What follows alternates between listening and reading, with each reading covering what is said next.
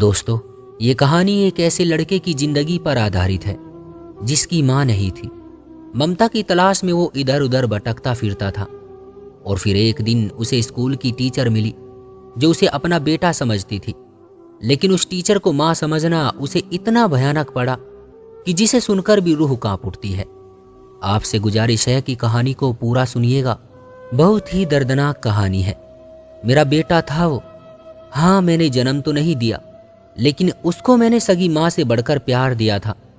बात कुछ यूं है, दीपक की माँ का स्वर्गवास हो गया था। वो अभी 10 साल का था। माँ के जाने के बाद दीपक बहुत रोता था, क्योंकि वो खाना माँ के हाथ से ही खाता था, सोता माँ के पास था। जबकि 10 साल का हो चुका था। माँ के जाने के बाद वो जिद्दी सा हो गया था। अब उसकी देखभाल उसकी बड़ी बहन करती थी। दीपक अब सारा दिन अकेला बैठा रहता था। जब जी चाहता तो माँ की तस्वीर देखकर रोने लगता। बड़ी बहन कहने को तो बहन थी, लेकिन वो अजीब सी थी, कुछ कम दिमाग सी भी। वो दीपक को छोटी छोटी बात पर मारती थी। दीपक का दम घुटने लगा था इस घर में। 10 साल का दीपक मोहब्बत की तलाश में था। उसे माँ का साया मिल जाए। बाप ज्यादा ध्यान नहीं देता था दीपक पर। वक्त गुजरने लगा। वो स्कूल जाता था। स्कूल में उसे एक माँ मिल गई। माँ कोई और नहीं, उसकी स्कूल टीचर थी। टीचर का कोई बेटा न था, एक ही बेटी थी। पति डॉक्टर था, लेकिन जालिम इंसान था, बहुत टॉर्चर करता था। खैर, वह अलग जुल्म की दास्तान है।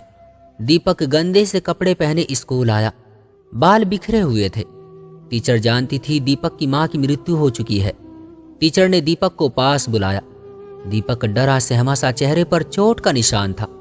टीचर ने पूछा, क्या हुआ? दीपक आहिस्ता से बोला, वो मुझे मोहल्ले के एक लड़के ने मारा है। टीचर को वो पल याद आया जब एक बार किसी बच्चे ने दीपक को बहुत मारा था। तो उस समय दीपक की माँ दूसरे ही दिन स्कूल पहुंच गई थी और सबसे चिल्लाकर कहने लगी थी, खबरदार किसी ने मेरे बेटे को कुछ कहा था। लेकिन आज चेहरे पर जख्म का निशान है, लेकिन कोई नहीं कह रहा कि मेरे बेटे को कोई ना मारे। टीचर ने पास बुलाया, अपने बैग से एक दुपट्टा निकाला और दीपक का चेहरा साफ किया। फिर प्यार से समझाने लगी, दीपक बेटा, तुम मुझे ममा कहकर बुलाया करो। तो दीपक चुप हो गया और नजरें झुका ली। मैंने उसका हाथ पकड़ा, उसे पानी के नल के पास ले गई।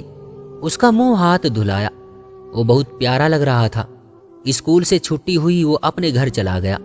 लेकिन मैं नहीं जानती थी कि इसकी बहन उसे मारती है। दीपक ने खाना मांगा तो जवाब मिला, आज नहीं बनाया।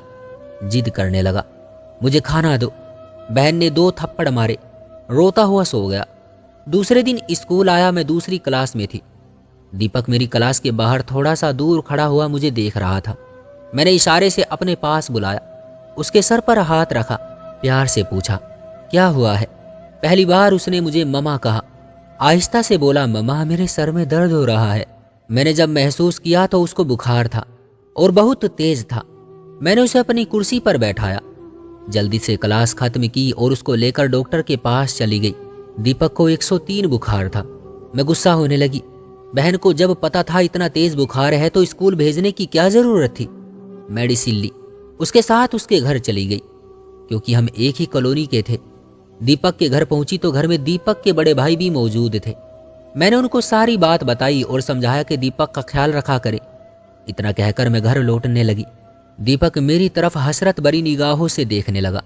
जब मैं घर आ गई तो उसकी बहन सवाल करने लगी, तुम क्यों गए टीचर के साथ दवाई लेने? दीपक चुप रहा। 1 साल गुजर गया था। दीपक अब स्कूल आता तो सबसे पहले मुझे मिलता।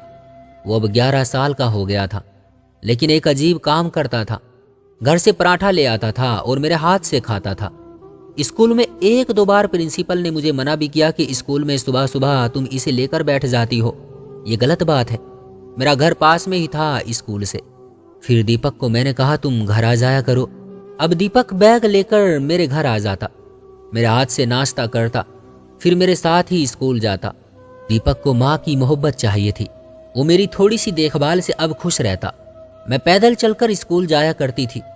एक दिन मुझे कहने लगा, मम्मा, आप पैदल क्यों स्कूल जाती हैं? आप थक जाती होंगी। पहली बार उसने मुझे फिक्र भरे शब्द कहे थे। मैंने सर पर हाथ रखा, मुस्कुराकर बोली, जब मेरा बेटा बड़ा हो जाएगा ना, फिर अपनी बाइक लेंगे, तुम मुझे स्कूल छोड़ने जाया करना। वो बहुत तो खुश होता। दीपक अब स्कूल से वापस आकर मेरे पास ही खाना खाता, फिर उसे मैं ट्यूशन पढ़ाती। वो पढ़ाई में बहुत अच्छा था, लेकिन एक दिन उसकी बहन और उसका बाप मेरे घर आए और मुझे मना किया कि हमारे बच्चे से दूर रहो। लेकिन दीपक का बाप कुछ समझदार था। मैंने उससे कहा, मैं कुछ गलत तो नहीं कर रही, इसे पढ़ाती लिखाती हूँ, एक माँ बनकर इसकी अच्छी परवरिश करती हूँ, वो भी खुश रहता है, उसको मैंने अपना बेटा बनाया है। आप लोग अगर चाहते हैं तो ठीक है, मैं उसे नहीं आने दूंगी अपने घर। दीपक का बाप कुछ बीमार था। उसने मुझे कहा, बहन ठीक है, मेरा बेटा अपनी माँ का बड़ा लाडला था, उसका ख्याल रखना। इधर दीपक की बहन की शादी हो गई और उसका पति घर दामाद बन गया। 1 साल गुजरा और दीपक का बाप भी दुनिया से चल बसा। दीपक अब मेरे पास ही ज्यादा वक्त गुजारता था। 15 साल का हो चुका था। मैट्रिक पास कर ली। मुझे कहने लगा, मम्मा मुझे वकील बनना है। मैंने प्यार से कहा, ठीक है मेरे बच्चे, तुम पहले FSC कर लो। उसका एक कॉलेज में एडमिशन करवा दिया। वो कॉलेज जाने लगा। कॉलेज से सीधा मेरे पास आता, खाना खाकर कुछ टाइम मेरे पास रहता, फिर अपने घर चला जाता। लेकिन बहन हमेशा उससे झगड़ा करती, उसे कहती कि टीचर के घर मत जाया करो। लेकिन दीपक अब जवान हो चुका था। वो बहन से कहता, वो मेरी माँ है, मैं उनके बिना नहीं रह सकता अब। लेकिन बहन तेज थी, उसे ना जाने कैसी कैसी गंदी बातें कहती। दीपक आकर सब कुछ मुझे बताता, मैं उसे प्यार से समझाती, उसकी अच्छे से परवरिश करती। मैं किराए के घर में रहती थी। कुछ पैसे जमा करके एक प्लॉट खरीदा था। मालिक मकान कभी पानी बंद कर देता तो कभी बिजली किराया लेट हो जाने की वजह से अब घर की जिम्मेदारी दीपक संभाल रहा था। मैं 50 साल की हो चुकी थी और दीपक 18 साल का। एक दिन मेरे पास बैठा, कहने लगा, मम्मा मुझे एक जॉब मिल रही है, आपकी इजाजत हो तो कर लूं। मैंने तो उसे मना कर दिया कि पढ़ाई पर ध्यान दो। लेकिन वो कहने लगा, मम्मा आप कब तक करेंगी जॉब, आप अब थक जाती है। दीपक एक होटल पर काम करने लगा पार्ट टाइम। जो पैसे कमाता मुझे ला कर देता। मैं उसे कहती, मेरे बच्चे तुम अपने पास रखा करो। लेकिन वो जिद करता, नहीं मम्मा। मैं उसके पैसे अलग से जमा करने लगी। FSC कंप्लीट हुई तो कहने लगा, वकालत में एडमिशन ले दे। मैं बहुत तो खुश थी, मेरा बेटा वकील बनने जा रहा था। मैं अब स्कूल से रिटायर हो गई थी। दीपक बहुत तो खुश था। मुझे कहने लगा, मम्मा आप बिल्कुल परेशान ना हुआ करें, अब हम अपना घर बना लेंगे। मुझे जो पेंशन मिली उससे अपना घर बनाया। 2 कमरे का सारा काम खुद दीपक ने किया। वो मुझे कुछ भी काम नहीं करने देता। मुझे कहता, मम्मा वहाँ बहुत से मर्द आए होते हैं, आप ना आया करे वहाँ। मेरी बेटी, जिसे वो छोटी कहता था, बहन से भी बढ़कर चाहता था उसे। कहता था, छोटी मम्मा को कोई काम ना करने दिया करो।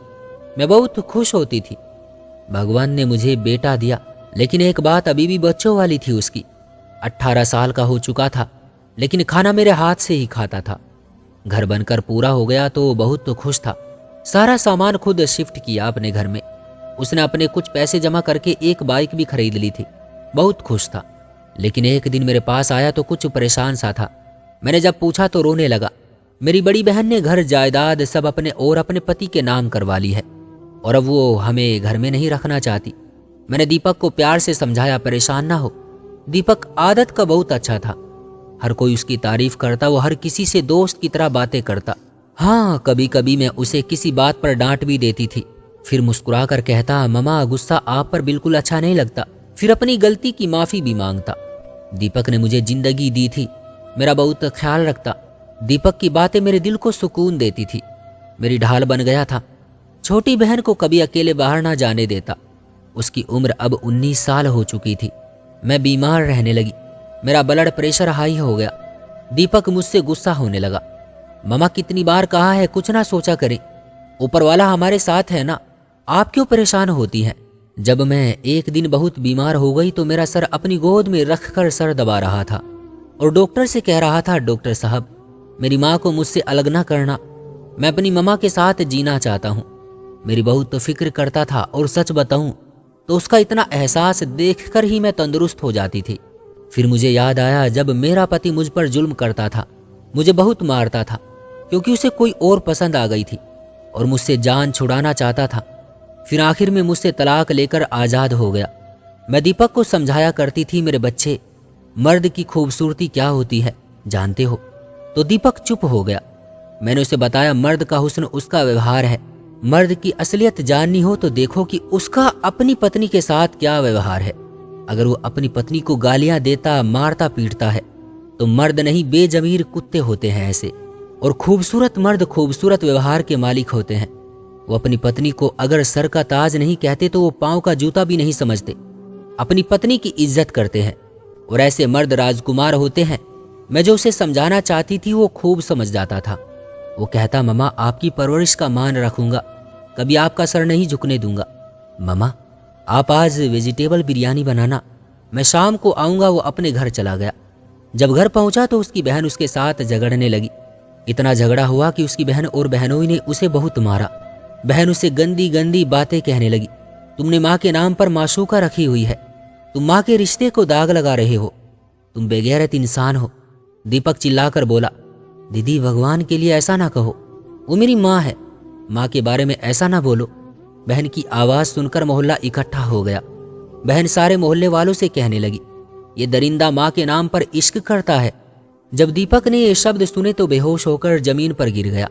अस्पताल ले गए। मैं बिरयानी बनाकर इंतजार कर रही थी, लेकिन दीपक ना आया। मेरा दिल घबराने लगा। मैंने जब पता किया तो खबर मिली कि दीपक अस्पताल में है, उसे हार्ट अटैक आया है। मैं दौड़ती हुई अस्पताल चली गई। दीपक बेहोश पड़ा था। मैं रोने लगी। उसकी बहन ने अस्पताल में भी खूब तमाशा लगाया, मेरी बहुत बेइज्जती की, मुझे तरह तरह के ताने देती रही। मुझे धक्के देकर वहां से निकाल दिया। मैं परेशान रहने लगी। 4 दिन गुजर गए। फोन आया। दीपक की आवाज़ थी, ममा आपका बेटा मर रहा है, आप कहाँ हैं? मैं तड़पने लगी, बेटा मैं तेरे पास ही हूँ। दीपक मुस्कुराकर बोला, ममा कल आप मेरे लिए बिरयानी बनाकर लाना, मेरा बहुत मन कर रहा है, जरूर लेकर आऊंगी। मैंने उसे प्यार से कहा, मेरे बेटे तुम अपना ख्याल रखो, मैं कल आऊंगी। दूसरे दिन मैं दीपक के लिए बेहतरीन वेजिटेबल बिरयानी लेकर गई। वो घर ही था। जब मैं घर में पहुंची तो वो दौड़ता हुआ मेरे सीने से लग गया। मामा मैंने मर जाना है अब। मैं रोने लगी, ऐसी बातें नहीं करते। इतने में उसकी बहन आ गई। मुझे देखकर चिल्लाने लगी, हाय नहीं रहा गया आशिक के बिना, आ गई मिलने। वो फिर अपनी हद से गुजरने लगी। दीपक ने अपनी बहन की तरफ देखा और आहिस्ता से बोला, भगवान का वास्ता देता हूँ दीदी। इतना कहा और दीपक जमीन पर गिर गया। उसका जिस्म ठंडा पड़ गया। जल्दी से अस्पताल ले गए और फिर डॉक्टर्स ने आखिरी शब्द कहे, ही इज नो मोर, और मेरे पैरों तले से जमीन निकल गई। दीपक मर चुका था। वो मुझे आवाज देता, मुझे ममा कहता हुआ मुझसे अलग हो गया था। मुझे हर मुश्किल में हौसला देने वाला मेरा बेटा मुझे हमेशा के लिए छोड़ गया था। बहन दूर खड़ी आंसू बहा रही थी। वो रोने की एक्टिंग करने लगी। मैंने दीपक के माथे को चूमा, दीपक जैसे मुझे कह रहा हो, ममा मुझे छोड़कर ना जाना, मैं आपके साथ हूं हमेशा। मैं बोझल कदमों से वहां से चल दी। उसकी बहन चीख चीख कर रो रही थी। मेरा दिल चाहा इसे आग लगाकर जला दूं, लेकिन मैं बेबस थी और मैं फिर से अकेली बूढ़े कदम लिए घर की तरफ चल दी। उसकी तस्वीर देख रही हूं, आंखों में आंसू है। वो मुझसे हमेशा के लिए बिछड़ गया। फिर सच ये खुला कि दीपक अपनी बहन से जायदाद में हिस्सा मांग रहा था और बहनोई अपनी बहन के साथ दीपक की शादी करवाना चाहता था। और फिर बहन जल्लाद बन गई, अपने भाई को खा गई। मैंने उसे बेशक जन्म नहीं दिया था, लेकिन मेरा ईश्वर जानता है, सगी मां से बढ़कर उसे अपना माना था। बहन का लालच और पागलपन मेरे दीपक को खा गया। सब बहनें एक जैसी नहीं होती, बहनें तो भाई पर कुर्बान हो जाती हैं, लेकिन ये कैसी बहन थी जो अपने भाई की कातिल बन गई। औरत बहुत जालिम भी हो सकती है, जैसे मेरे दीपक की बहन जिसने हंसते मुस्कुराते दीपक को खाक कर दिया। बहुत सी औरतें अपनों की कातिल होती हैं, कुछ पति का कत्ल करती हैं, आशिक के साथ मिलकर कुछ माँ बाप को बदनाम करती हैं, मोहब्बत के नाम पर कुछ बहन के रूप में कातिल बन जाती हैं। और आज शायद मुझे एहसास हो रहा है कि ये दुनिया खत्म होने के करीब है। रिश्तों में अब मोहब्बत नहीं रही, अब हर मंजिल मतलब की है, अब हर संबंध मतलब का है, अब हर रिश्ता मतलब का है। अब किस पर यकीन करे, किसे अपना कहे। सुना है उसकी बहन अब सदमे में है। उसे कोई जाकर कहो अगर तुम्हारा ड्रामा खत्म हो जाए तो ईश्वर के इंसाफ का इंतजार करे। भगवान के लिए जीने दो एक दूसरे को, क्योंकि कुछ लोग दरिंदगी की हद पार कर देते हैं सिर्फ अपने मतलब की खातिर। आप सबसे गुजारिश है, मेरे बेटे दीपक के लिए प्रार्थना करना। मुझे यूं लगता है वो अभी आएगा और कहेगा, ममा ना रोए, मैं जिंदा हूं। मैं लावारिस बेबस जिंदगी से हारी हुई लावारिस माँ। तो दोस्तों ये थी हमारी आज की कहानी। उम्मीद करते हैं कि आपको पसंद आई होगी। आपका क्या कहना है इस कहानी के बारे में, कमेंट करके हमें जरूर बताएं। वीडियो को लाइक करके चैनल को सब्सक्राइब कर लीजिए और साथ में घंटी को ऑल पर सेट कर लें ताकि आने वाली वीडियो आपको तुरंत मिले। मुझे दीजिए अगली वीडियो तक इजाज़त, तब तक के लिए धन्यवाद।